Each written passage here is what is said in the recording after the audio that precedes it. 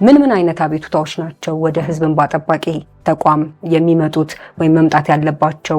ከዛ ደግሞ ማን ነው ያንንስ አቤቱታ ማቅረብ የሚጠበቅበት? በዋና ዋና መንገዶች በሚሰሩባቸው አካባቢዎች ከካሳ ክፍያ ጋር በተመለከተ ቅሬታዎች ይነሳሉ። አቤቱታ ቀርቦ አጣርተናል። በራሳችንም የቅሬታዎች እንዳሉ ስለሚሰማ መርምረናል። ተቋሙ ራሱ ሪሊስቲ አለ እንዴ ሚል አይነት ጥያቄ ራሱ ማህበረሰቡ እስኪያነሳ ድረስ ያደረሰው ብዬ ማስበው ኃላፊነቱን በአግባቡ መወጣት አለመቻል ይመስለኛል። አንዳንድ ተቋማት ደግሞ መልስ እንዲሰጡበትም ሲላክላቸው መልስ የማይሰጡ ተቋማት አሉ። ስለሆነም አንድ የወንጀል ተጠያቂነትን መስፈን አለበት። ተዳደራዊ በደል የሚፈጸምባቸው ቦታዎች ላይ ምንም አይነት በደሎች የሚፈጸሙ ከሆነ ወደ ህዝብ እንባ ጠባቂ ተቋም መምጣት እንዳለባቸው ሊያሳይ የሚችል በየተቋማቱ የዘረጋው ስርዓት አለ ወይ? መረጃ የሌለው ህብረተሰብ ሙስናን በመከላከል ረገድ ያን ያህል ዋጋ ያለው ተጽዕኖ ይፈጥራል ተብሎ አይታሰብም።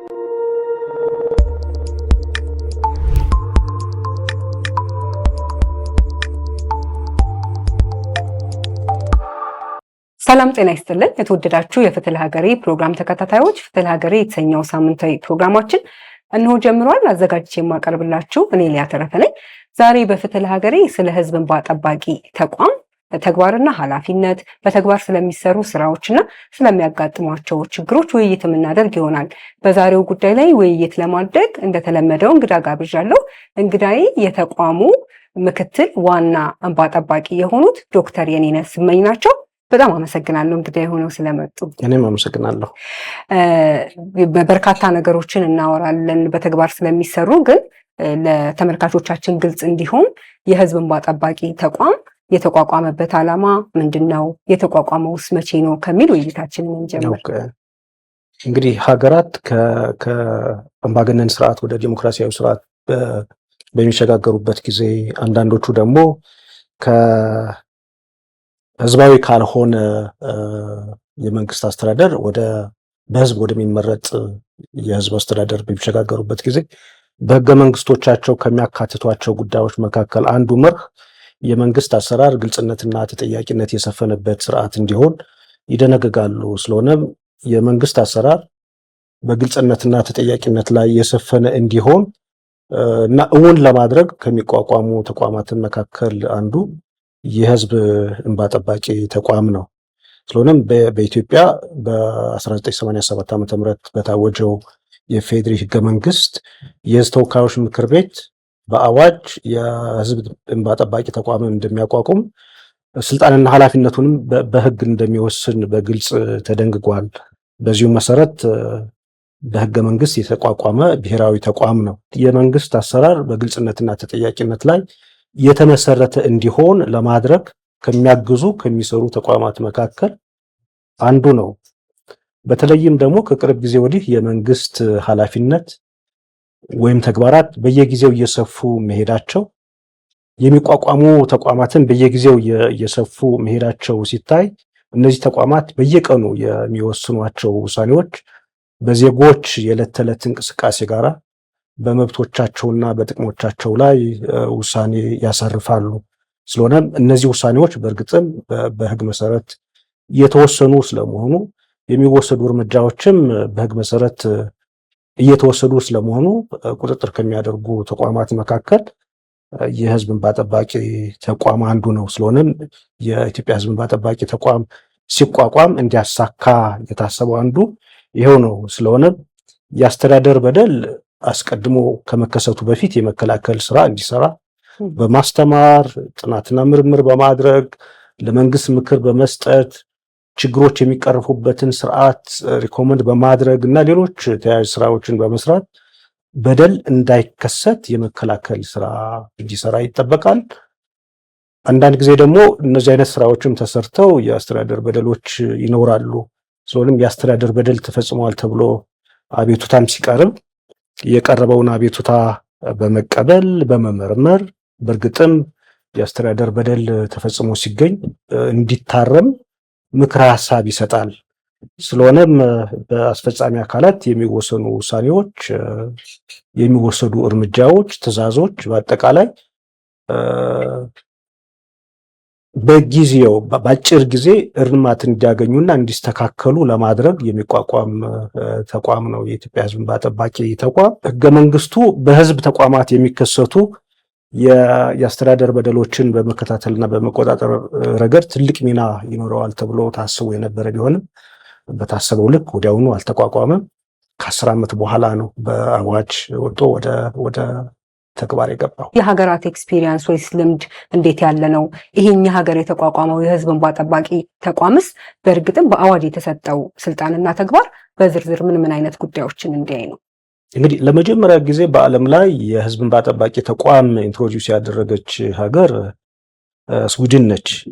በ1809 ዓ.ም ባደረጉ እንደ አውሮፓ አቆጣጠር ባደረጉት ከንጉሳዊ አስተዳደር ወደ ህዝብ የተመረጠ መንግስት በሚሸጋገሩበት ጊዜ ባጸደቁት ህገ መንግስት የኦምቡድስማን በሚል ኢንትሮዲውስ ተደረገ። ስለሆነም ያኔ ከንጉሳዊ አስተዳደር ወደ ዲሞክራሲ አስተዳደር የህዝብ የተመረጠ የህዝብ አስተዳደር ሲሸጋገሩ የህዝብ አስተዳደር ተቋማት የሚሰጧቸው ውሳኔዎች በእርግጥም በህግ መሰረት እየሰሩ ስለመሆን አለመሆኑ ለመቆጣጠር በህዝብ ተቋማት በእነሱ ደግሞ በተለየ መንገድ በፍርድ ቤቶችም ጭምር የህዝብ ተቋማት ኃላፊዎች እና ሰራተኞች የፍርድ ቤትም ጭምር የኃላፊነታቸውን በአግባቡ እየተወጡ ስለመሆን አለመሆኑም ጭምር እንዲቆጣጠር ኢንትሮዲውስ የተደረገ ተቋም ነው። ስለሆነም እኛ ጋር ከተቋቋመው በሰፋ መንገድ አንደኛ በፍርድ ቤቶችም ላይ ቁጥጥር ያደርጋል። በህግ መሰረት ስለመስራት አለመስራታቸው ብቻም ሳይሆን የተጣለባቸውንም ግዴታ እየተወጡ ስለመሆን አለመሆኑም ጭምር ቁጥጥር ያደርጋል።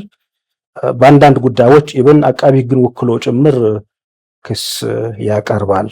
ይህንን ተከትሎ ፊንላንድ በ1919፣ ዴንማርክ በ1953፣ ኖርዌይ በ1962 የህዝብ እንባ ጠባቂ ተቋምን አቋቁመዋል።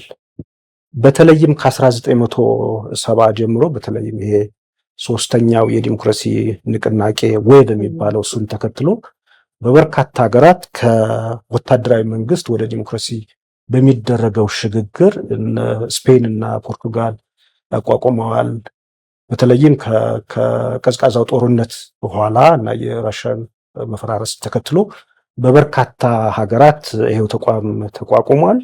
ከቅርብ ጊዜ ወዲህ ደግሞ የረጂ ተቋማት የፋይናንሻል ኢንስቲትዩሽን በማደግ ላይ ባሉ ሀገራት የህዝብ አስተዳደር ማሻሻልን ለድጋፍ ለኤክስፐርቲዝ ድጋፍ ለማድረግ እንደ ቅድመ ሁኔታም ጭምር ስለሚያስቀምጡት በተለያየ መንገድና ስልጣን ተቋቁሟል። ስለሆነ በተለያየ ስያሜ ያቋቁማሉ። አንዳንድ ሀገሮች ፓብሊክ ፕሮቴክተር ብለው ያቋቁማሉ። አንዳንድ ሀገሮች ፓብሊክ ዲፌንደር ብለው ያቋቁማሉ። አንዳንድ ሀገሮች ኮሚሽን ፎር አድሚኒስትሬቲቭ ጃስቲስ ብለው ያቋቁማሉ። ስለሆነ በተለያየ ስያሜ እንዲሁም በተለያየ ስልጣንና ኃላፊነት ያቋቁማሉ። አንዳንድ ሀገራት ውስን ስልጣን ይሰጣሉ። አንዳንድ ሀገራት ሰፋ ያለ ስልጣን ይሰጣሉ። አንዳንድ ሀገራት ምክር ሀሳብ ብቻ እንዲሰጥ አድርገው ያቋቁማሉ። አንዳንድ ሀገራት ደግሞ ከዛ ያለፈ ስልጣን እንዲኖረው አድርገው ያቋቁማሉ። አንዳንድ ሀገራት ከሰብአዊ መብት ኮሚሽንም ጋር በአንድነትም ጭምር ያቋቁማሉ።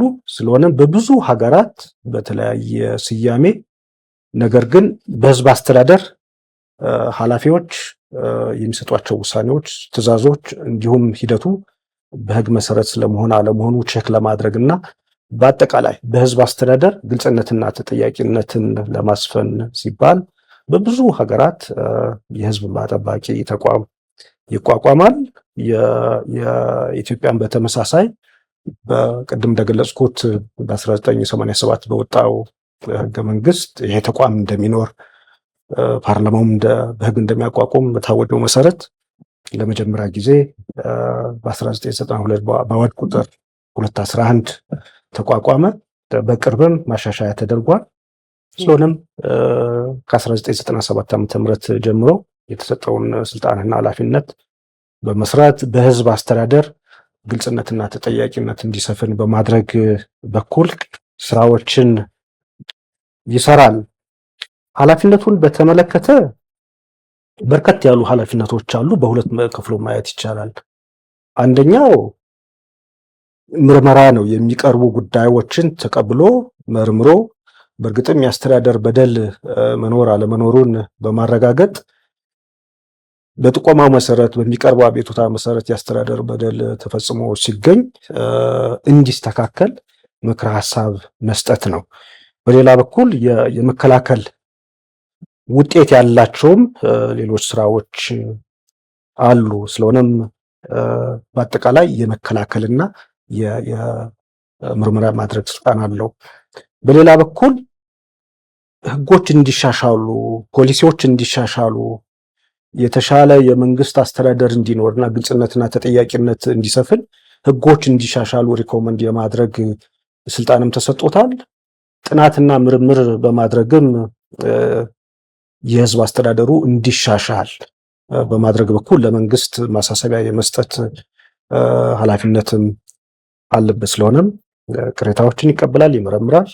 የመንግስት አካላት የሚሰጧቸው ውሳኔዎች፣ ትዕዛዞች በህግ መሰረት ስለመሆን አለመሆኑ ቁጥጥር ያደርጋል፣ ጥናት ያደርጋል። በዚሁ ዘርፍ ለመንግስትም ምክረ ሀሳብ ያቀርባል። አዳዲስ ህጎች እንዲወጡ ያሉትን እንዲሻሻሉ በማድረግም በኩል ትልቅ ኃላፊነት ተሰጥቶታል። ከዚህ በተደራቢም በተመሳሳይ የመረጃ ነጻነት ህጉንም እንዲከታተልም በሌላ አዋጅ ስልጣን ተሰጥቶታል። ስለሆነም ሰፊ ስልጣን የተሰጠው ተቋም ነው የኢትዮጵያ ህዝብ እንባ ጠባቂ ተቋም። ወደ ስራ ለመግባት ያው አቤቱታ ያስፈልጋል ወይም ደግሞ ቅሬታ ማቅረብ ይፈልጋል። ቅድም እንደገለጹት ጥቆማዎች ሲመጡ ምርመራ ለማድረግ መፍትሄ ለመስጠት ወይም ደግሞ መነሻ ሀሳቦችን ለመስጠት ማለት ነው። ምን አይነት አቤቱታዎች ናቸው ወደ ህዝብ እንባ ጠባቂ ተቋም የሚመጡት ወይም መምጣት ያለባቸው? ከዛ ደግሞ ማን ነው ያንንስ አቤቱታ ማቅረብ የሚጠበቅበት?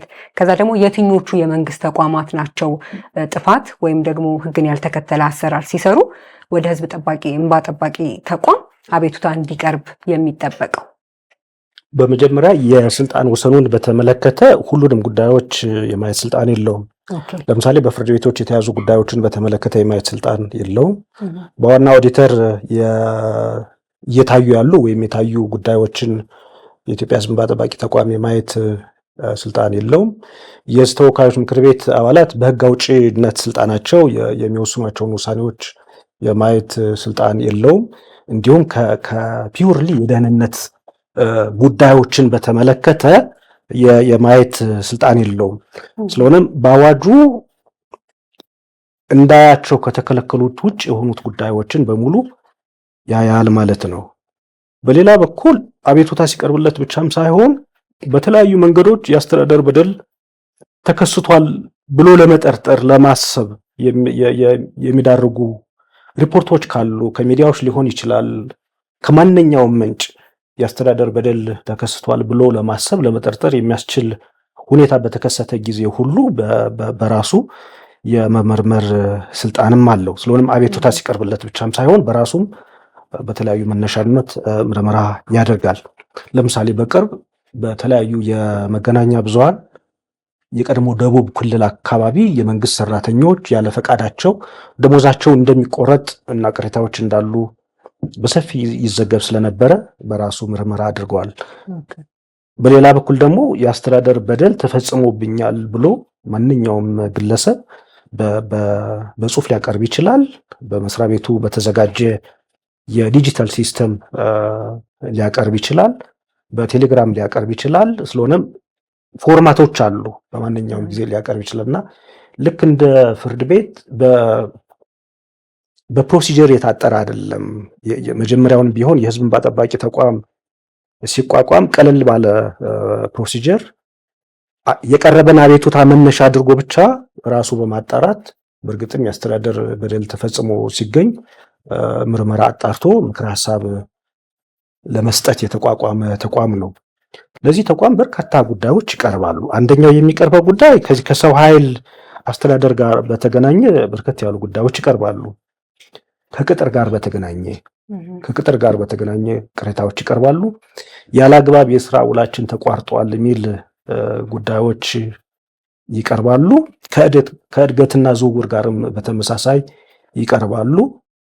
ከጥሮታ መከበር ጋራ በተገናኘ በተመለከተም በተለይ በአግባቡ ምላሽ ሳይሰጡ ሲቀሩ ይቀርባሉ። ስለሆነም በዋናነት ለተቋሙ ከሚቀርቡ ጉዳዮች አንዱ የሰው ኃይል አስተዳደርን በተመለከተ ተቋማት የሚሰጧቸው ውሳኔዎችን የሚመለከቱ ጉዳዮች ይቀርባሉ። በተለይም የስራ ውላችን ያላግባብ ተቋረጠ የሚሉ ቅሬታዎች ይቀርባሉ። እኛ ሳንፈቅድ በጽሁፍ ፈቃዳችን ሳንሰጥ ደሞዛችን ያላግባብ ተቆረጠ የሚልም ቅሬታዎች ይቀርባሉ። ከይዞታ ጋር የተገናኙ ቅሬታዎች ይቀርባሉ። ከከተማ አስተዳደር ጋራ ከዚህ ከማስረጃ መስጠትና ተያያዥ ጉዳዮች ጋራ በተመሳሳይ ይቀርባሉ። ከአገልግሎት ጋራም የሚቀርቡ ጉዳዮች አሉ። በቂ ወቅታዊና በቂ ምላሽ በማይሰጥበት ጊዜ ለተቋሙ ይቀርባሉ።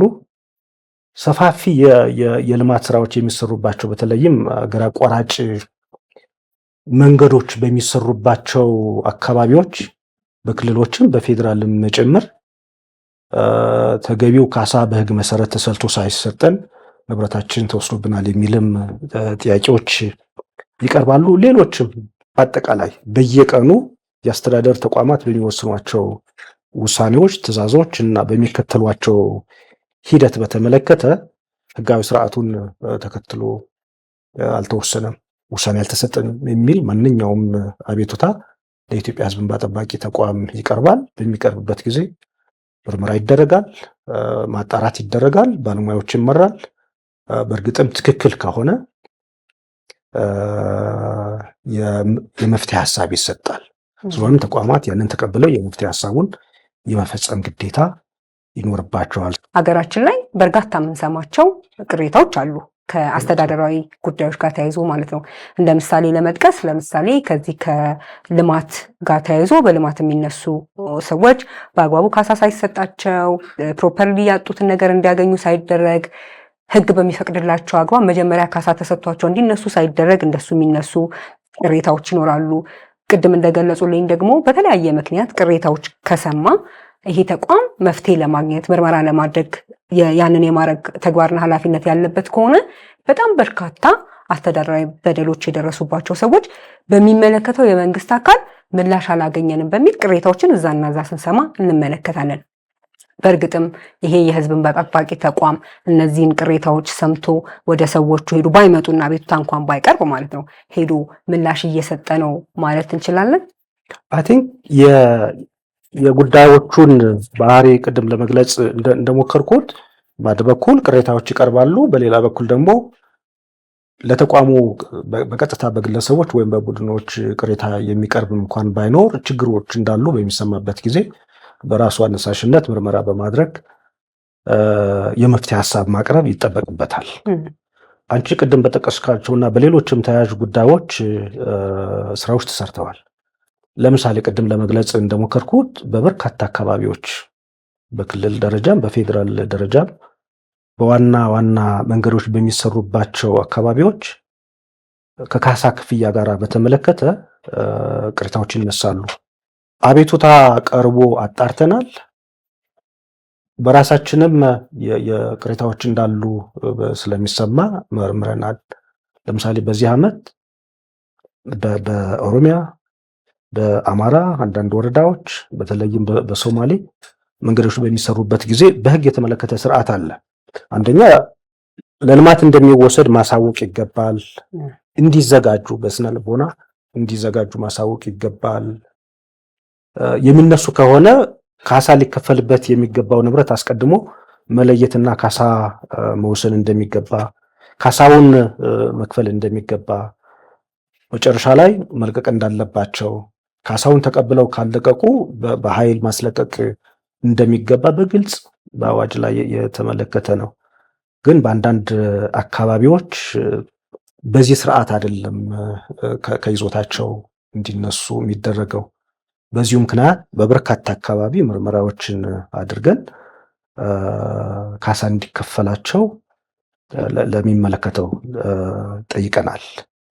በጊዜው ባለመፈጸሙም ምክንያት ለሕዝብ ተወካዮች ምክር ቤት ልዩ ሪፖርት በተለያየ ጊዜ አቅርበናል። ስለሆነም አይሆፕ የሕዝብ ተወካዮች ምክር ቤት የቀረበውን ልዩ ሪፖርት በመመልከት በቀረበው ሪፖርት መሰረት ያልተፈጸመበትን ምክንያት ከተቋማት ጋር በመነጋገር እንዲፈጸም ያደርጋል የሚል እምነት አለን።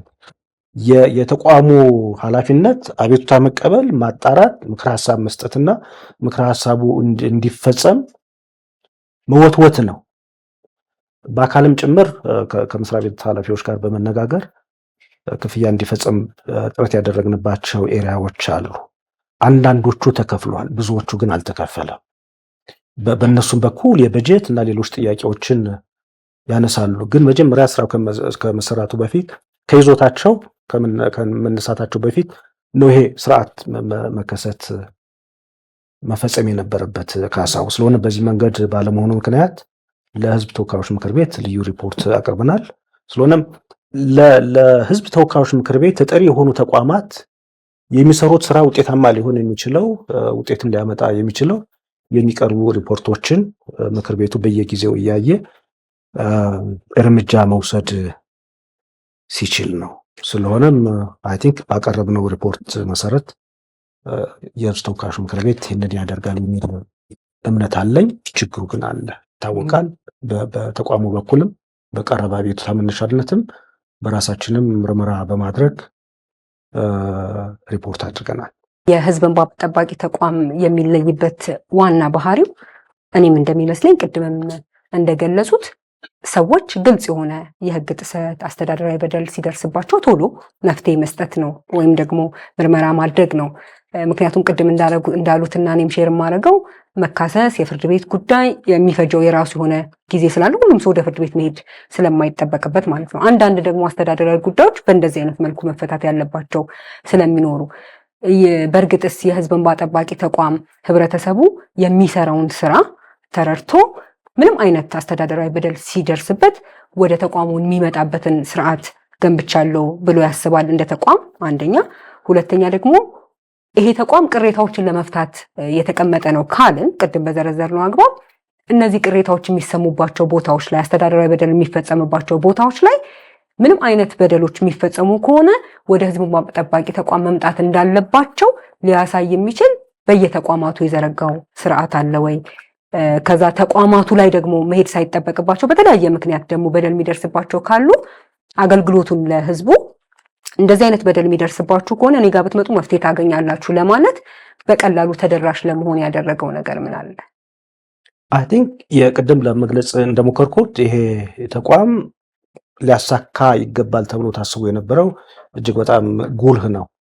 በህዝብ አስተዳደር የሚቀርቡ አቤቱታዎችን በመመርመር በማጣራት ምክረ ሀሳብ በመስጠት ግልጽነትና ተጠያቂነት እንዲሰፍን ያደርጋል ተብሎ ታምኖ ነው። በተለይም እንደ ኢትዮጵያ ባለ ሀገር የአስተዳደር ውሳኔዎች በፍርድ ቤት በማይከለሱበት ሀገር ውስጥ ግልጽ እስከ ቅርብ ጊዜ ድረስ ግልጽ የሆነ የአስተዳደር ህግም በሌለበት ከሁሉ በላይ የተገዥነትን ባህል አነስተኛ በሚሆንበት ሀገር ውስጥ የሚቀርቡ አቤቱታዎችን ተቀብሎ እንደሚመረምር ለመላ ህብረተሰቡ በማሳወቅ ረገድ አክሰሰብልም በመሆን ረገድ ሰፊ እርምጃ መውሰድ ነበረበት። ትክክል ነው። በዚህ ረገድ ጅምር ስራዎች አሉ። እውነቱን ለመናገር ጅምር ስራዎች አሉ። በዋናው መስሪያ ቤትና በአንዳንድ አካባቢዎች ቅርንጫፍ ጽሕፈት ቤቶችን በማቋቋም ለህብረተሰቡ ተደራሽ ለመሆን ስራዎች ተሰርተዋል። ዋናው መስሪያ ቤት እዚህ አዲስ አበባ አለ። በክልሎች ወደ 8 የሚሆኑ ቅርንጫፍ ጽሕፈት ቤቶች ተቋቁመው ስራዎች ተጀምረዋል። በአካል በመቅረብ በተጨማሪም ዲጂታል በሆነ መንገድ ሰዎች ባሉበት አካባቢ ሆነው ስልክ በመደወልም ጭምር ቅሬታዎችን ማቅረብ እንዲችሉም ለማድረግም ስራዎች ተሰርተዋል እና በተቻለ መጠን በቀላሉ ቅሬታቸውን የሚያቀርቡበትን ስርዓት ለመዘርጋት ተሞክሯል። በዚሁ ምክንያት ቀላል የማይባሉ ቅሬታዎች ከጊዜ ወደ ጊዜ ይመጣሉ። ሀዌቨር ከሚጠበቀው አንጻር ግን ስለዚህ ተቋም ባህሪ የሚያያቸው ጉዳዮች ምን እንደሆኑ የማያቸው ጉዳዮች ምን እንደሆኑ በአጠቃላይ ህብረተሰቡ እንዲያውቅ በማድረግ በኩል ጅምር ስራዎች ናቸው ከሚባል በስተቀር የተሰራው ስራ እጅግ በጣም ውስን ነው። በዚሁ ምክንያት ከሚቀርቡ አቤቱታዎች መካከል ወደ 35% የሚሆኑት ጉዳዮች ከተቋሙ ስልጣንና ኃላፊነት ውጭ ናቸው። በዚሁ ምክንያት የተቋሙ ስልጣን አይደለም ተብለው ይዘጋሉ። አንዳንድ ጊዜ ፍርድ ቤትም ይሄዱና ይሞክሩና እዛ ሳይሆን ሲቀር ወደ ህዝብ እንባ ጠባቂ ተቋምን ይመጣሉ። እዚህ ላይ ስትረስ ማድረግ የሚፈልገው ምንድነው? ጅምር ስራዎች አሉ። ቅርንጫፍ ጽሕፈት ቤቶችን በየአካባቢው በማቋቋም በዲጂታል በሆነ መንገድ አቤቱታዎችን እንዲያቀርቡ በማድረግ በኩል ስራዎች አሉ። ውስን ይሁን እንጂ በተለያዩ የሚዲያ ስርዓትን በመጠቀም ስለ ኢትዮጵያ ህዝብ እንባ ጠባቂ ተቋም በማስተዋወቅ በኩል የተጀመሩ ስራዎች አሉ። ግን ስቲል በዚህ ረገድ ብዙ ስራ መስራት ይጠበቅበታል። ኢብን ከተግባርና ኃላፊነቱ አንዱ ስለ አስተዳደር ፍትህ እና ስለ መልካም አስተዳደር፣ ስለ አስተዳደር በደሎች ለህብረተሰቡ ግንዛቤ እንዲሰጥ ማድረግ ነው አንዱ ኃላፊነቱን። ጅምር ስራዎች አሉ፣ ግን የተሰራው ስራ በቂ ነው ማለት አይቻልም።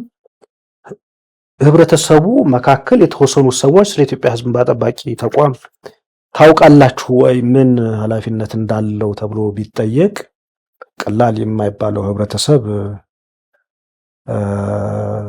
ጥያቄውን በትክክል ይመልሳል ብዬ አላስብም። ስለሆነም በዚህ ረገድ ከሚዲያዎች ጋር በመስራት ህብረተሰቡ ስለዚህ ተቋም በአግባቡ እንዲያውቅ እንዲገነዘብ፣ በቀላሉ ሊፈቱ የሚችሉ የአስተዳደር በደሎችን ወደዚህ ተቋም እንዲያቀርብ በማድረግ በኩል ብዙ መስራት ይጠበቅብናል ብዬ አስባለሁ። ብዙ ጊዜ የምንሰማቸው ሮሮዎች የመንግስት ተቋማት ላይ ደረሰ የሚባሉ አስተዳደር በደሎች ላይ የምንሰማቸው ሮሮዎች የህዝብ እንባ ጠባቂ ተቋም ጋር ከሚደርሱ ይልቅ የተለያዩ የሶሻል ሚዲያዎች ወይ ማህበራዊ ሚዲያዎች ላይ የሚደርሱበትን እናያለን። እንደውም አንዳንዴ በማህበራዊ ሚዲያዎች ሰዎች ችግራቸው እንዲፈታ አስተዳደራዊ በደል ሆኖ ራሱ ሲሄዱ እንመለከታለን። ከዛ መልስ እንዲመለስ ይደረጋል ምናምን። ኢቭን ሜንስትሪም ሚዲያዎች ራሱ እንደዚህ አይነት ነገሮች ላይ ብዙ አክቲቭ ስላልሆኑ ማለት ነው።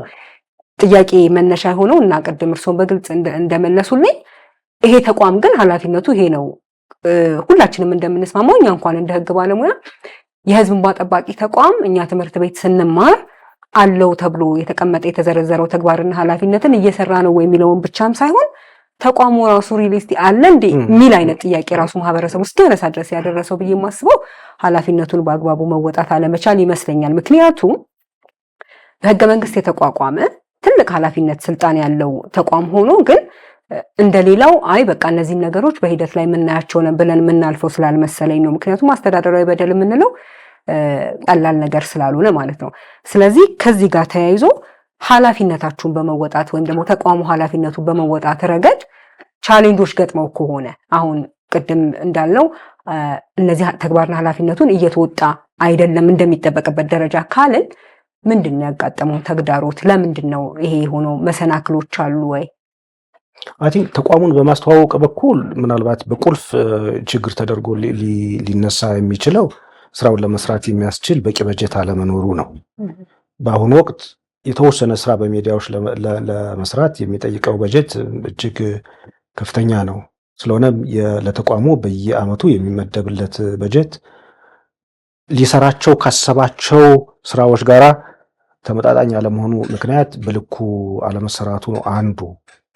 በሌላ በኩል ማስተማር ብቻም ሳይሆን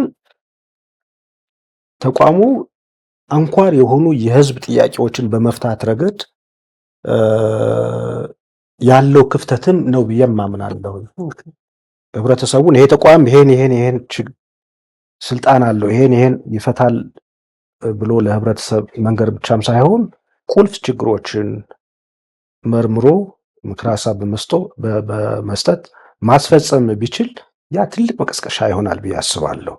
ስለሆነም በዚህ ረገድም የተሰሩ ስራዎች በአብዛኛው ተናጠል ግለሰቦች የሚያቀርቧቸው ያላግባብ ከስራ ተቀነስን፣ የስራ ውላችን ተቋረጠ የሚሉና ተያያዥ ጉዳዮች ናቸው። በሌላ በኩል ደግሞ በርከት ያሉ የህብረተሰብ ክፍሎችን የሚመለከቱ መሰረታዊ የአስተዳደር በደል ሊያቋቁሙ የሚችሉ ጉዳዮች በሚኖሩበት ጊዜ ያንንም ተጋፍጦ እልባት በመስጠት የሰራውን ስራ ለህብረተሰቡ ማስተዋወቅ ቢችልም ትልቅ ስራ ይኖራል ብዬ አስባለሁ። ስለሆነም ተቋሙ ቅድም ለመግለጽ እንደሞከርኩት በርከት ያሉ ተግባርና ኃላፊነቶች አሉ። የአስተዳደር በደል እንዳይከሰት መከላከል ላይ የሚመለከቱ ስራዎች አሉ። በሌላ በኩል ተከስቶ ሲገኝ ደግሞ እና አቤቱታዎች ሲቀርቡ በራሱ ተነሳሽነትን ምርመራዎችን አጣርቶ በምክር ሀሳብ በማቅረብ በኩል ትልቅ ኃላፊነት አለ። ነገር ግን የተጣለበትን ያህል ኃላፊነት እንዳይወጣ ደግሞ ማነቆ የሆኑ ችግሮችም አሉ። ለአንድ ተቋም በርከት ያሉ ስልጣንና ተግባርን በህግ መስጠት አንድ ነገር ነው። በሌላ በኩል ይህንን ስልጣንና ተግባር ሊወጣ በሚችል አግባብ ማቋቋም ደግሞ ሌላ ነገር ነው። ስለሆነም ከሰው ኃይል አንጻር እና ሌሎች ተያያዥ ጉዳዮችን በተመለከተ እውነቱን ለመናገር አሁን አንዳንድ ስራዎች እየተሰሩ ነው። የተሻለ የሰው ኃይል ወደ ተቋሙ እንዲቀላቀል በማድረግ በኩል ተከታታይ ስልጠናዎችን በመስጠት በኩል አቅም ያላቸው ልምድ ያላቸው ባለሙያዎች በተቋሙ እንዲቆዩ በማድረግ በኩል የተሰራው ስራ ትንሽ ክፍተት ያለበት ነው። የመንግስትን ውሳኔ የሚጠይቅ ነው። ስለሆነም ይሄ ስራ በአግባቡ ይሰራ ከተባለ ልምድ ያላቸው ባለሙያዎች ተቋሙ ሊይዝ ይገባል። ኬንያ ወደ 60 የሚሆኑ በጣም ሲኒየር የሆኑ የህግ ባለሙያዎች አሉት። የኬንያ 60 ሲኒየር። ወደ ኢትዮጵያ ስንመጣ በጣም ጁኒየር ቁጥራቸውም እጅግ አነስተኛ ነው። ስለሆነም በውስን የሰው ኃይል ያውም አዳዲሶቹ ይህንን ትልቅ ኃላፊነት በመወጣት በኩል ችግሮች ይኖራሉ። ስለሆነም ተቋሙ ኃላፊነቱን እንዲወጣ በማድረግ በኩል በቂ ሰው ኃይል እንዲኖር፣ የሰለጠነ ሰው ኃይል እንዲኖርና የሚያሰራ በጀትንም በማድረግ በኩል ትንሽ ክፍተቶች አሉ ብዬ አስባለሁ። አንደኛ። ሁለተኛ ቅድም ለመግለጽ እንደሞከርኩት በየትኛውም ሀገር ለህዝብ ተወካዮች ምክር ቤት ተጠሪ የሆኑ ተቋማት ውጤታማ ሊሆኑ የሚችሉት ስለሱ ብለው አይደል የሚሰሩ፣ ስለ ህዝብ ባጠባቂ ስለ ተወካዮች ምክር ቤት የሱ እጅ ሆነው ነው ቁጥጥር የሚያደርጉት። ስለሆነም በሚቀርቡ ሪፖርቶች ላይ ተጨባጭ እርምጃን በመውሰድም በኩል አይ ቲንክ ለወደፊት ትኩረት ይደረግበታል ብዬ አስባለሁኝ። ስራዎች ይሰራሉ፣ ሪፖርት ይደረጋል። ስለሆነም የተጠያቂነት ስርዓት መስፈን አለበት። በአዋጁም በግልጽ የኢትዮጵያ ህዝብ እንባ ጠባቂ ተቋም ቅሬታዎችን ተቀብሎ ወይም በራሱ መርምሮ ምክር ሀሳብ ሰጡ፣ በተሰጠው ምክር ሀሳብ መሰረት ካልተፈጸመ ልዩ ሪፖርት ለህዝብ ተወካዮች ምክር ቤት እንደሚያቀርብ፣ የህዝብ ተወካዮች ምክር ቤትን በቀረበው ሪፖርት መነሻነት ተጠያቂነትን እንደሚያሰፍን በግልጽ ተደንግጓል። ስለሆነም ተቋሙ ስራ ከጀመረበት ጊዜ ጀምሮ ሲታሰብ በዚህ ረገድ ብዙ ሪፖርቶች ቀርበዋል። የተወሰደ እርምጃ ግን የለም። ኢቨን በተቋሙም በኩል በኢትዮጵያ ህዝብ እንባ ጠባቂ ተቋም ልዩ ሪፖርት ማቅረብ ብቻም ሳይሆን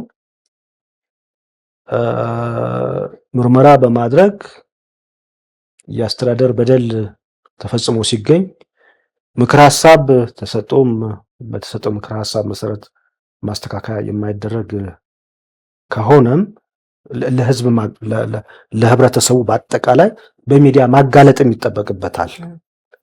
ማጋለጥም ይጠበቅበታል። በዚህ ረገድም የተሰሩ ስራዎች ውስን ናቸው። ስለሆነም ተቋሙ ሰፊ ኃላፊነት አለው። ነገር ግን ያንን ኃላፊነት በአግባቡ መወጣት በሚያስችል መንገድ ተቋሙን ማደራጀት ይገባል። በተለይም በቂ ሰው ኃይል፣ የሰለጠነ የዘርፉ የሰው ኃይል እንዲኖር ማድረግ ይገባል። ለስራው ብቁ የሆነ በጀት መመደብ ይጠይቃል። በሌላ በኩል ተጠያቂነትንም ማስፈን ይገባል። የህዝብ ተወካዮች ምክር ቤት በእርግጥም የህዝብ እንባ ጠባቂ ተቋም እየሰራ ነው ብሎ ጠጋ ብሎ ማየት ይጠይቃል። ስራዎች ደግሞ በሚቀርቡበት ጊዜ በተመሳሳይ ተጠያቂነትን በማስፈን በኩል ስራዎች ቢሰሩ በየአካባቢው የምንሰማቸው ህብረተሰቡ የሚያነሳቸው ቅሬታዎችን ደረጃ በደረጃ በመቀነስ በኩል ትልቅ ሚና ይኖረዋል ብዬ አስባለሁ። ስለሆነም በአጭር ጊዜ ነው ስራ የጀመረ። ነገር ግን የተሰሩ ስራዎች ከሚጠበቀው አንጻር ሲታይ ብዙ መስራትን ይጠይቃል። በምሳሌነት ልናነሳው የምንችለው ነገር አለ። ለምሳሌ እናንተ ምክረ ሀሳብ ሰጥታችሁ ባለመፈጸሙ ምክንያት የተወሰደ እርምጃ ካለ በህዝብ ተወካዮች ምክር ቤትም ልንለው እንችላለን። ወይም ደግሞ እናንተ እንደዚህ አይነት ምክረ ሀሳብ አቅርበን ነበረ፣ ነገር ግን ባቀረብነው ምክረ ሀሳብ መሰረት መፍትሄ ወይም ደግሞ ውጤት አልተገኘም በሚል ያቀረባችሁት ከሌለ ደግሞ ምክንያቱ ምን እንደሆነ አብረን ብናነሳው ጥሩ ነው። ምክንያቱም የምንወያይበት ዋና ዓላማ ነገ ይሄ ተቋም ኃላፊነቱን መወጣት ያለበት ስለሆነ የሚመለከተውም አካል ደግሞ ያልተወጣበት ምክንያት በዚህ ነው ብሎ ያለውን ጋፕ ሊሞላ ስለሚገባ ማለት ነው። አይ ቲንክ የተሰጡ ምክረ ሀሳቦች ያለበቂ ምክንያት በማይከበሩበት ጊዜ ወደ 3 የሚሆኑ እርምጃዎች ሊወሰዱ ይችላሉ። አንደኛው ቅድም እንዳልኩት ልዩ ሪፖርት ለሕዝብ ተወካዮች ምክር ቤት ማቅረብ ነው። ሁለተኛው በሚዲያ ማጋለጥ ነው፣ ተቋሙ ሊሰራው ሲገባ ያልተሰራ ነው። ሶስተኛ የወንጀልም ተጠያቂነት ያስከትላል። በግልጽ በአዋጅ ቁጥር 1142 2011 አንቀጽ 32 ላይ ወንጀል ሊያቋቁሙ የሚችሉ ጉዳዮችን ዘርዝረዋል። በዚህ ረገድ ጅምር ስራዎች አሉ። ለምሳሌ መጥሪያ ደርሶት ምላሽ አለመስጠት በወንጀል ያስጠይቃል። አንዳንድ ተቋማት ቅሬታ በሚቀርብበት ጊዜ በቀረበው ቅሬታ ላይ ምርመራ ከመጀመሩ በፊት አስቀድሞ የምላሽ መስጠት አለባቸው።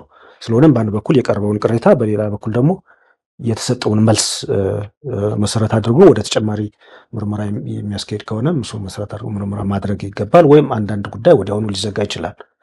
አንዳንድ ተቋማት ምላሽ እንዲሰጡ ሲጠየቁ ኢሚዲየትሊ ምላሽ ይሰጣሉ። ምክረ ሀሳብም ሲሰጥ ወዲያውኑ የሚፈጽሙ ተቋማት አሉ። በዚህ 2 ወር 2 ጉዳዮች አጋጥመው ነበር። የተወሰኑ ተቋማት ሰራተኞች አላግባብ የስራ ውላቸው ተቋረጠ፣ ትክክል አለመሆኑ ተገልጾ ምክረ ሀሳብ ሲሰጣቸው ኢሚዲየትሊ ወደ ስራ የመለሱ ተቋማት አሉ። ለምሳሌ የአዲስ አበባ የገቢዎች ባለስልጣን እንደ ምሳሌ ሊጠቀስ የሚገባው ነው። በዚሁም አጋጣሚ አንዳንድ ተቋማት ደግሞ መልስ እንዲሰጡበትም ሲላክላቸው መልስ የማይሰጡ ተቋማት አሉ። ስለሆነም የወንጀል ተጠያቂነትን መስፈን አለበትና በቅርብ አንድ መስሪያ ቤት ሰራተኞች ያለአግባብ ተባረናል ብለው አመለከቱ፣ አቤቱታ አቀረቡ። በአቤቱታው ላይ ምላሽ እንዲሰጥ ተጠየቀ፣ ምላሽ አልሰጠም። ዳግም ተጠየቀ፣ ምላሽ አልተሰጠም። ስለሆነም ለሚመለከተው አቃቢ ሕግ አንደኛ እንዲህ አይነት ጉዳዮች ወንጀል እንደሆኑ እንዲታወቅ እነሱም ልክ እንደ ማንኛውም ወንጀል ክስ እንዲያቀርቡ ጉዳዩ ተመራላቸው። ጉዳዩን አጣሩ፣ ክስ ቀረበ፣ ለፍርድ ቤት ቀርቦ 10,000 ብር የተቀጣ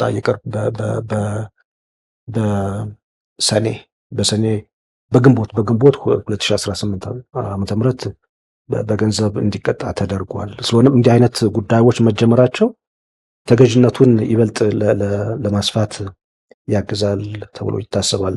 ስለሆነም በዚህ ረገድ በተለይም በቅርንጫፎች ወንጀል ናቸውና ክስ እንዲቀርብባቸው ለአቃቤ ሕጎችን በሚመራበት ጊዜ አንዳንድ አካባቢዎች ተገቢውን አዌርነስ ባለመፍጠራችን ምክንያት ጉዳዮች በተባለው ልክ ፕሮሰስ አይደረጉም። አንዳንድ አካባቢዎች ደግሞ ከሕዝብ እንባ ጠባቂ ተቋም ክስ እንዲመሰረት በሚመራበት ጊዜ አንዳንድ ቦታም ክስ ከተመሰረተ በኋላ በአንዳንድ አካላት ለምን ክስ ተመሰረተ ሲባልም የጀመሩትን የማቋረጥም ነገር አለ። ክስ ለማቅረብም የመፍራት ነገር አለ። ያው የተቋምና ኃላፊ ነው የምንከሰው። ስለሆነም የአስተዳደር በደል በመከላከል ተፈጽሞ ሲገኝም በማረም በኩል ለኢትዮጵያ ሕዝብ እንባ ጠባቂ ተቋም ብቻ የሚተው ስራ አይደለም። የፍርድ ቤቶችም ስራ ነው፣ የአቃቢ ሕጎችም ስራ ነው።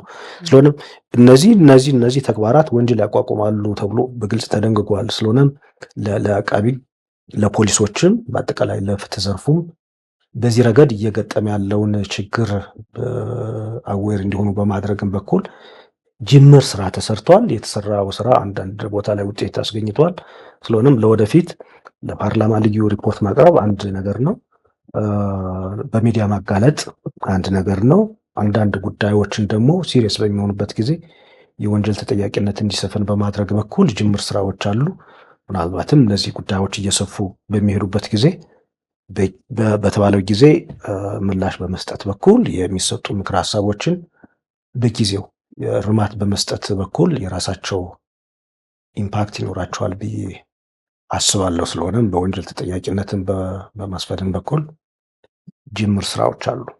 እሺ ተቋሙ እንግዲህ በተጨማሪ ቅድመም ሲገልጹልን እንደነበረው ከዚህ የመረጃ ነጻነት ህግ አፈጻጸምን በመከታተል ረገድም ኃላፊነት እንዳለበት ተመላክቷል።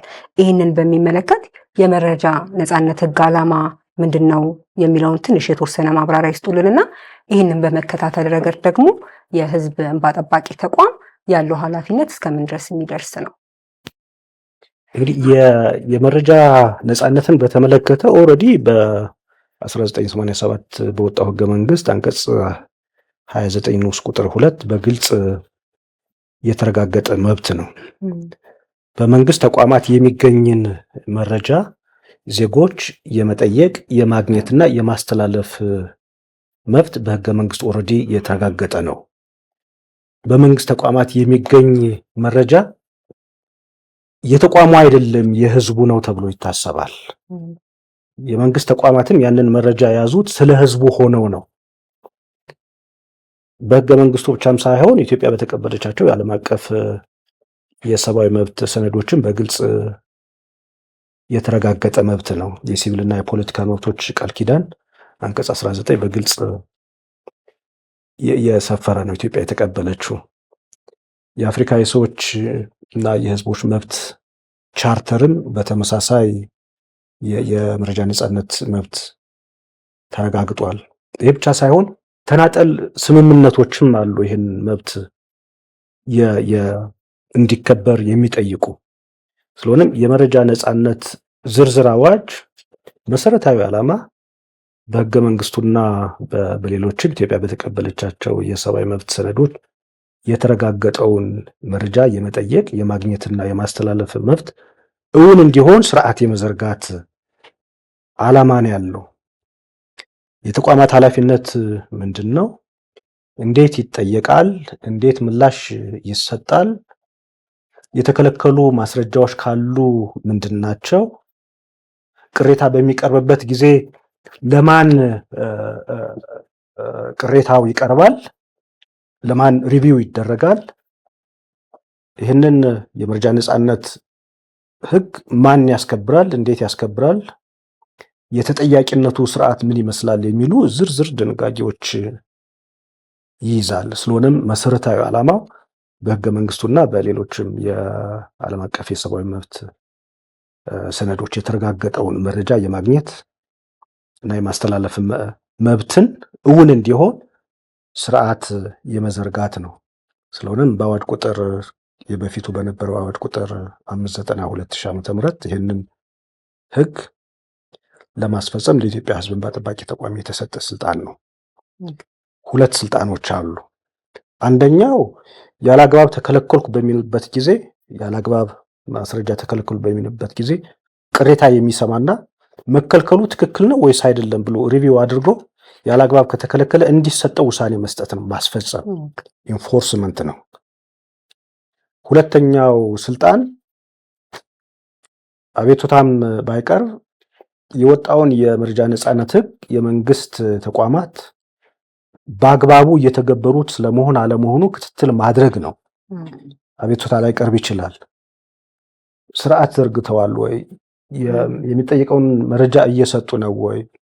ስለሆነ አፈጻጸሙ ያለበትን ሁኔታ መገምገምና ችግሮችን መለየት፣ ችግሮች የሚፈቱበትን መንገድም ለህዝብ ተወካዮች ምክር ቤት የውሳኔ ሀሳብ ማቅረብ ነው። ስለሆነ በዚህ ረገድ ሁለቱም ስልጣን ለኢትዮጵያ ህዝብ እንባ ጠባቂ ተቋም ነው የተሰጠ። በአንዳንድ ሀገራት በሚከለከሉበት ጊዜ ቀጥታ ወደ ፍርድ ቤት እንዲሄዱ ይፈቅዳሉ። ተቋሙን ራሱ ነው ሰዎች አንድ ተቋም ማስረጃ ጠይቆ ያላግባብ ከተከለከለ ያላግባብ ተከለከልኩ ብሎ ቀጥታ ፍርድ ቤት እንዲያመለክት ይፈቅዳሉ። ኬንያ፣ ደቡብ አፍሪካ በተመሳሳይ። አንዳንድ ሀገራት ደግሞ የማስፈጸሙንና የአፈጻጸሙን የመከታተሉን ለሆነ ተቋም ይሰጣሉ። ስለሆነም በኢትዮጵያ በፊቱ በነበረው 590 አሁን በጸደቀው አዲሱ የመረጃ ነጻነት አዋጅም የኢትዮጵያ ህዝብ እንባ ጠባቂ ተቋም ሁለቱን ስልጣን ተሰጥቶታል። ስለሆነም ያላግባብ ተከለከልኩ በሚልበት ጊዜ ለተቋሙ ያቀርባል። የተከለከለው በህግ መሰረት ነው ጀስቲፋይድ ነው አይደለም የሚለውን ይመረምራል። በሌላ በኩል ደግሞ በአጠቃላይ የመረጃ ነጻነት ህግ በተቋማት እየተፈጸመ ስለመሆን አለመሆኑ ያለበትን ስታተስ የመከታተልና የመቆጣጠር ስልጣንም ተሰጥቶታል። ህጉ እየተከበረ ስለመሆን አለመሆኑ፣ ችግርም ካለ ሊፈታ የሚችልበትን መንገድ፣ ህብረተሰቡ ስለመረጃ ነጻነት እንዲያውቅ አዌርነስ የመፍጠርም ስራ፣ ጥናትና ምርምር በማድረግ ማሻሻያዎች እንዲደረጉ የማድረግ ኃላፊነት፣ ህግ እንዲሻሻል የሚያስፈልግም ከሆነ ለምሳሌ የችግሩ ምክንያት ህጉ ከሆነ ህግም እንዲሻሻል በማድረግም በኩል ረቂቆች እንዲያዘጋጅና የውሳኔ ሀሳብ እንዲያዘጋጅ የማድረግ ነገር፣ በአጠቃላይ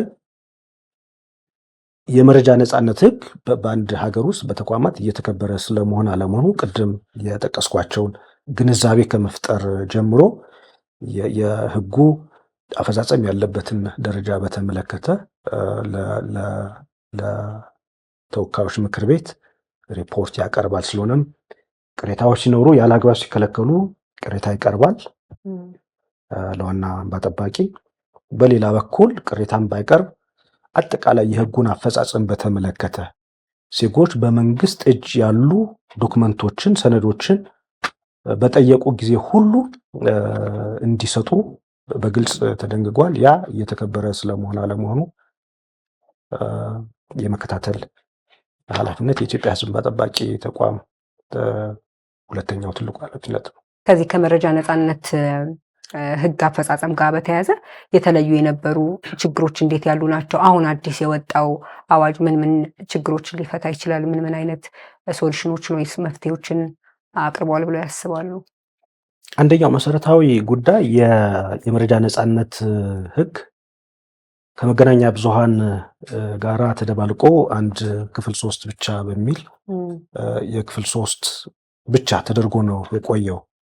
ስለሆነም መብቱ ወይም ጉዳዩ ለጋዜጠኞች የተሰጠ እንደሆነ ብቻ ተደርጎ ነው የሚታሰበው። ስለሆነም በእርግጥም ለዜጎች እያንዳንዱ ዜጋ በመንግስት እጅ ያለ ሰነድ መረጃ ለመጠየቅ እንደሚሰጥ እንደሚያጎናጽፍ ተደርጎ ሳይሆን ለጋዜጠኞች የተደነገገ ተደርጎ ይታሰብ ነበረ። ስለሆነም አንዱ ችግሩ ከሌላ ዘርፍ ጋር አብሮ እንዲወጣ መደረጉ አንዱ ችግር ነው። ሁለተኛው ችግር በክፍል 3 ብቻ ተሸፍኖ የነበረ ሲሆን ዝርዝር ድንጋጌዎችን የያዘ አልነበረም። ለምሳሌ የኢትዮጵያ ህዝብ እንባ ጠባቂ ተቋም በመከታተልና በመቆጣጠር በኩል ልክ በሌሎች ሀገሮች እንደሚታየው ብቁ ኃላፊነት በብቃት ኃላፊነቱን እንዲወጣ የሚያስችል ዝርዝር ስልጣንና ተግባር የሚሰጥ አልነበረም በህጉ ረገድ። ሁለተኛው ተቋማት ግዴታቸውን በማይወጡበት ጊዜ ምን ሊሆን ይገባል የሚለውን የተጠያቂነት ሁኔታ በእጅጉ ትኩረት የተሰጠው አልነበረም። ተቋማት መረጃ በሚጠየቁበት ጊዜ ሲከለክሉ ክልከላው ህጋዊ ስለመሆን አለመሆኑ ሪቪው ለማድረግ ኃላፊነት የተሰጣቸው የመስሪያ ቤቱ ኃላፊ፣ ዋና እንባ ጠባቂ፣ ቀጥሎም ፍርድ ቤቱ እጅግ ረጅም ጊዜ የሚወስድ ነው። እንግዲህ መረጃ በወቅቱ ካልተሰጠ አልተሰጠም ነው። ስለሆነም እንደሌላው ክርክር ረጅም ጊዜ መረጃ ሊሰጠኝ ይገባል ብሎ የመጠየቅ ነገር ከጉዳዩ ባህሪ አንጻር የሚሆን አይደለም። ስለሆነም ስርዓቱን አጭር ማድረግ ይገባ ነበር። ነገር ግን እስከ 3 ወር የሚጠይቅ ነበር። አንድ መረጃ ያላግባብ ተከልክያለሁ ብሎ እስከ ፍርድ ቤት ለመጠየቅ። እሱን በተመለከተ አንዱ ችግር ነው። ስለሆነም በህጉ ረገድ በርካታ ችግሮች ነበሩ። ሁለተኛው ችግር በተቋማት ላይ ያለው የመረጃ አያያዝ ስርዓትም እጅግ ደካማ ነው።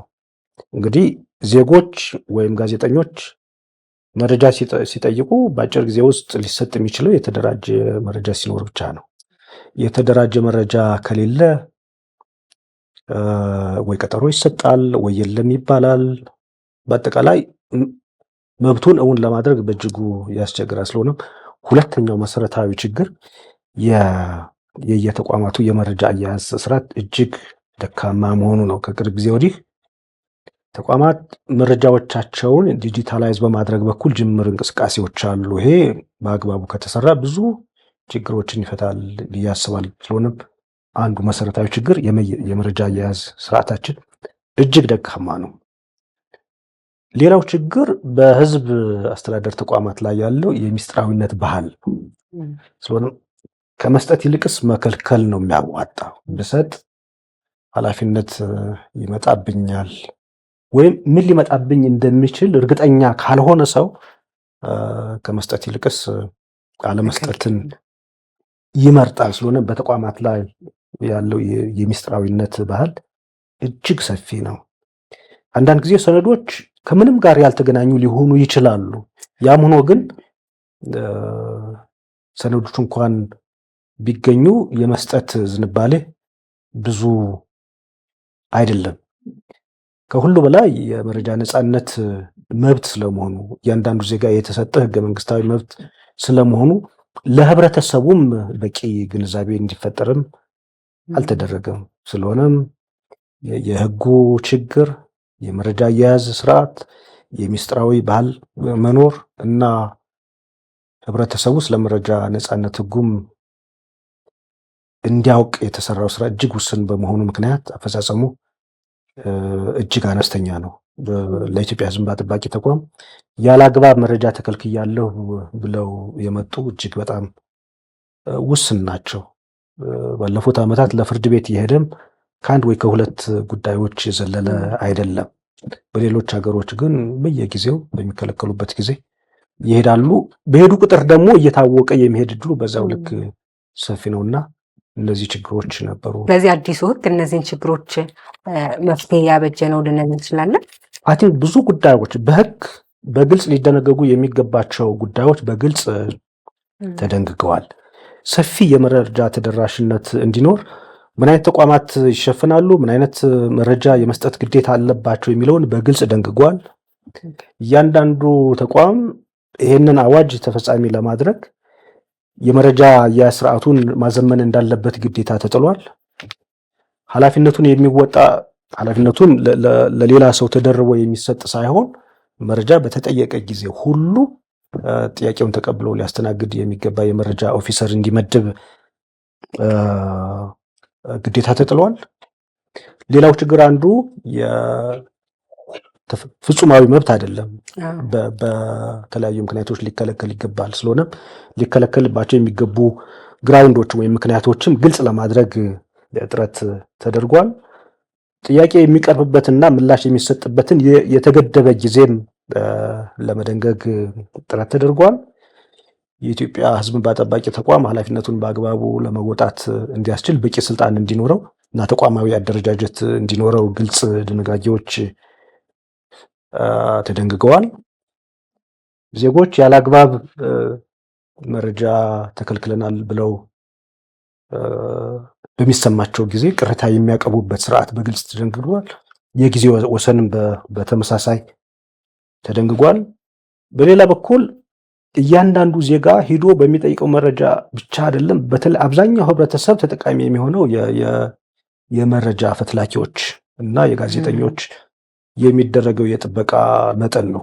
ስለሆነም ለመረጃ ፈትላኪዎች፣ ለጋዜጠኞች በቅን ልቦና መረጃ የሚሰጡ ተገቢው ጥበቃ ተደርጓል። ያለ በቂ ምክንያት መረጃ በሚከለክሉ እና ስርዓቱን ተገዥ ለማይሆኑ የወንጀል ድንጋጌዎችም በአራት ዋና ዋና ጉዳዮች ተከፍለው እንደየጉዳያቸው ክብደት ከቀላል እስራት እስከ 5 ዓመት ሊደርስ በሚችል በግልጽ ተደንግጓል። ስለሆነም ተቋማት ይህንን አዋጅ በአግባቢ ተግባራዊ መደረጉ አንደኛ መብት ነው፣ ሁለተኛ ለሌሎች መብቶችም እጅግ መሰረት ነው። መረጃ የሌለው ዜጋ፣ መረጃ የሌለው ህብረተሰብ ትርጉም ባለው ሁኔታ በመንግስት አስተዳደር ሊሳተፍ ይችላል ተብሎ አይታሰብም። ትርጉም ባለው ሁኔታ መረጃ የሌለው ህብረተሰብ ሙስናን በመከላከል ረገድ ያን ያህል ዋጋ ያለው ተጽዕኖ ይፈጥራል ተብሎ አይታሰብም። ሙስናን ለመከላከል መልካም አስተዳደር ለማስፈን እንዲያውም የቅርብ ጊዜ ሰነዶች የዘላቂ ልማት ለማስፈን መረጃ ነፃነት እጅግ አስፈላጊ ቅድመ ሁኔታ እንደሆነ ይደነግጋሉ። በአንዳንድ ጉዳዮች የመረጃ ጉዳይ የሰውን ሕይወትም የመጠበቅ ጉዳይ በተለይ ክራይሲስ በሚኖርበት ጊዜ ልክ እንደ ኮቪድ-19 አይነት ጉዳዮች በሚያጋጥሙበት ጊዜ መረጃ ማለት የሰውን ሕይወት ሴቭ የማድረግ ነገር ነው። ከሁሉ በላይ ደግሞ የህገ መንግስቱ ግልጽነትና ተጠያቂነትን የማስፈን ግልጽ የህዝብ አስተዳደርን የማስፈን የሰብአዊ መብቶች ጥበቃ ለማሻሻል የህግ የበላይነትን ለማሻሻል በአጠቃላይ መረጃ እጅግ ጠቃሚ ቱል ነው። ስለሆነም ተቋማት በወጣው ህግ መሰረት የአዋጁ ሊያሳካ ያስበውን ነገር ካወቁ የመረጃን ስርዓታቸውን በአግባቡ ካደራጁ እና ባለሙያ ከመደቡ የኢትዮጵያ ህዝብ እንባ ጠባቂ ተቋምን በተሰጠው ኃላፊነት መሰረት ለመላ ህብረተሰቡ፣ ለተቋም ኃላፊዎች፣ ለመረጃ ባለሙያዎች በአጠቃላይ ግንዛቤ መስጠት ከቻለ ይህ አዋጅ ዘርፉን አንድ ስቴፕ ወደፊት ያሻግራል ብዬ ገምታለሁ። ስለሆነም ችግሮች ተለይተዋል። ችግሮቹን ሊፈታ በሚችል መንገድ ዘርፉ የደረሰበትን ደረጃ የውጤታማ የሆኑ ሀገሮችን ልምድ ጭምር በመቀመር ነው የተዘጋጀው። ስለሆነም የተሻለ ህግ ጸድቋል። ትልቁ ፈተና ይህንን ህግ መሬት ለማውረድ የሁሉም ተቋማት ርብርብ ይጠይቃል። በመጨረሻ ይሄ የህዝብ እንባ ጠባቂ ተቋም ስልጣንና ኃላፊነቱን በአግባቡ መወጣት ይችል ዘንድ ሌሎች ተቋማት፣ የመንግስት አካላት ከዛም በተጨማሪ ደግሞ ማህበረሰቡ ቅሬታ ያለው ወይም ደግሞ አስተዳደራዊ በደል የደረሰባቸው ግለሰቦች ልንለው እንችላለን፣ የትኛውም አይነት የግሩፕ ይህንን ቢያቅ ስለ ተቋሙ እኛም የተሻለ አገልግሎት መስጠት እንችላለን፣ ማህበረሰቡም ደግሞ እንደ ማህበረሰብ ሊጠቀም ይችላል የሚሉት ማስተላለፍ የሚፈልጉት መልእክት ካለ? አይ ቲንክ ይሄ ተቋም የተቋቋመው በመንግስት ተቋማት ስህተቶችን የመፈለግ የማጋለጥ ዓላማ አይደለም። በህገ መንግስቱ አንድ ትልቅ ፒላር በህዝብ አስተዳደር ግልጽነትና ተጠያቂነትን ለማስፈን እና እውን ለማድረግ ከተቋቋሙ ተቋማት መካከል ዋነኛው ነው። ስለሆነም በዚህ ረገድ ተቋሙ በቁጥጥር በሚያደርግበት ጊዜ፣ ምርመራ በሚያደርግበት ጊዜ ሁሉ ተባባሪ መሆን ይጠይቃል።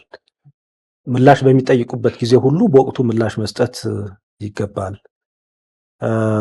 ምክረ ሀሳብ በሚሰጥበትም ጊዜ ሁሉ የተሰጠውን ምክረ ሀሳብ ላለመፈጸም በቂ ምክንያት ከሌለ በስተቀር መፈጸም ይገባል። ይህን በምናደርግበት ጊዜ በህገ መንግስት የተደነገገን ቁልፍ ፒላር የማስፈጸም ጉዳይ ነው። የአንድን ሰው ወይም የሁለትን ሰው አቤቱታ የመፍታት ነገር አይደለም። የመንግስትን ግልጽነትና ተጠያቂነት የማስፈን ጉዳይ ነው። ስለሆነም በዚህ ረገድ ለተቋሙ ተገቢውን እገዛ መስጠት፣ የሚሰጡ ምክር ሀሳቦችን በወቅቱ መፈጸም ይገባቸዋል ብዬ አስባለሁ። በሌላ በኩል ይሄ ተቋም ደግሞ የተጣለበትን ትልቅ ተግባርና ኃላፊነት ይወጣ ዘንድ በመንግስት በኩል በተለይም በህዝብ ተወካዮች በኩል ተገቢውን እገዛ ማድረግ ይገባል ብዬ አስባለሁ። ተገቢውን የሰው ኃይል እንዲያገኝ በማድረግ በኩል እንዲኖረው በማድረግ በኩል ስራውን ለመስራት የሚያስችል በቂ በጀት እንዲኖረው በማድረግ በኩል ስራዎች መሰራት አለባቸው ብዬ አስባለሁ። ይህንን ማድረግ ከተቻለ